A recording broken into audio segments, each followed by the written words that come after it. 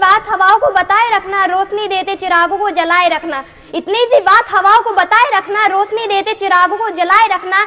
लहू देकर की है हिफाजत देश की, लहू देकर की है हिफाजत देश की। इस देश के तिरंगे को हमेशा दिल में बसाए रखना, इस देश के तिरंगे को हमेशा दिल में बसाए रखना। परम आदरणीय शिक्षकगण तथा यहाँ उपस्थित हुए मेरे प्यारे देशवासियों, आप सभी को गणतंत्र दिवस की हार्दिक शुभकामनाएं। मैं कक्षा 7वीं की छात्रा आप सभी के समक्ष होकर एक छोटा सा भाषण प्रस्तुत करना चाहती हूँ। उसमें जो भी गलतियां हो छोटी बहन या बालिका समझ के माफ करना। महोदय, दर्द हंसते तब गुजरने लगता है जब मेरी आंखों के सामने ताज पुलवामा छत्तीसगढ़ में शहीद हुए जवानों के सद टुकड़े टुकड़े, रेत की टीलों से ऊपर जाती हुई लाशों के ढेर तथा कश्मीर में खून से सनी लाल रंग के सड़कों के दृश्य सामने आते हैं।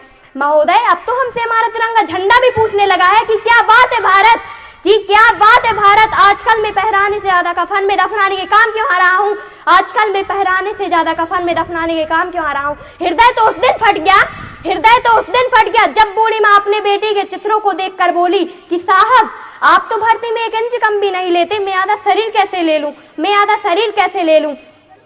आज इन मानव अधिकारों के कारण आतंकियों के बंगलों के यहाँ तो वहाँ की नाफनी हंसती है और एक शहीद हुए जवान के आंगन की तुलसी रोती है।